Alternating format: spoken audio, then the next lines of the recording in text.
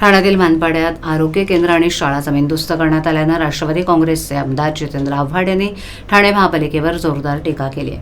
हजारो लोक राहत असलेल्या भागात विकासाच्या नावाखाली जबरदस्ती सुरू आहे असा आरोप करत त्यांनी प्रशासनाची तुलना दादागिरीशी केली आहे. पालिकेच्या नालेसफाई कामावरही आव्हाड यांनी थेट आरोप केलेत. ठाण्यात नाल्याचं खोलीकरण न करता नालेसफाईचं ढोंग केलं जाते. नालेसफाई म्हणजे हातकी सफाई झाली आहे असा टोला त्यांनी लगावलाय. अधिकारीच जबाबदार असून 50% बिलांची चौकशी मागितली आहे. क्लस्टर योजनेविरोधात संताप व्यक्त करत आव्हाड म्हणाले की एका क्लस्टरमुळे मर्डर झाला, अजून त्याचा तपास नाही. आम्हाला क्लस्टरमध्ये जायचंच नाही. आमचं घर आम्ही स्वतः बांधणार. पालिकेतील स्मार्ट भ्रष्टाचारावर टीका करत आव्हाड म्हणाले 4 अधिकारी चॅरिटीच्या नावाखाली लूट करतायत. 8 कोटीचं बिल देऊन कुणीतरी मोकळं झालं.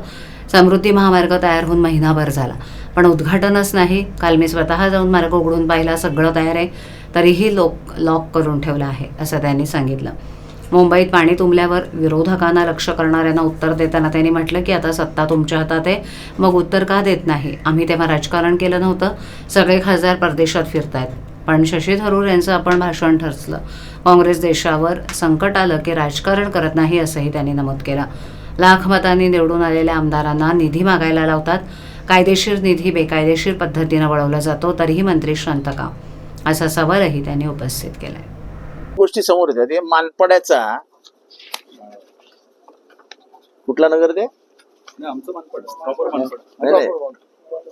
त्या एरियाला काय म्हणतात? मनोरमा नगर. मनोरमा नगर मध्ये आरोग्य केंद्र, मानपाडा जमीनदोस्त, शाळा 600 विद्यार्थी जमीनदोस्त, 2 शाळा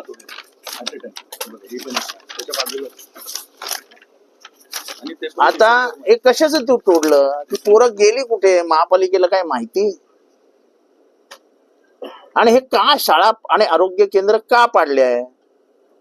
महापालिकेकडे काही एक्सप्लेनेशन नाही. विचारलं तर सांगायलाही तयार नाही. टॅक्स पावतीचं तिथे टॅक्स फाडली जायची, पण ती पण आता लोकांना शिफ्ट करायला महानगरपालिकेत. एवढी मोठी वस्ती आहे ती मानपाड्याची, म्हणजे मनोरमा नगर, अजून बाकी सगळे नगर मिळून आझाद नगर, हजारोनी लोक राहतात. ही काय जुलूम जबरदस्ती आहे? 1000 लोक मतदार यादीत आहेत.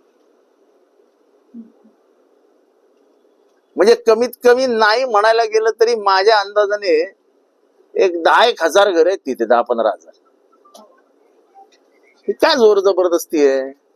आम्हाला नाही जायचंय क्लस्टर मध्ये, तुम्ही कोण आमच्यावर जबरदस्ती करणार आहे?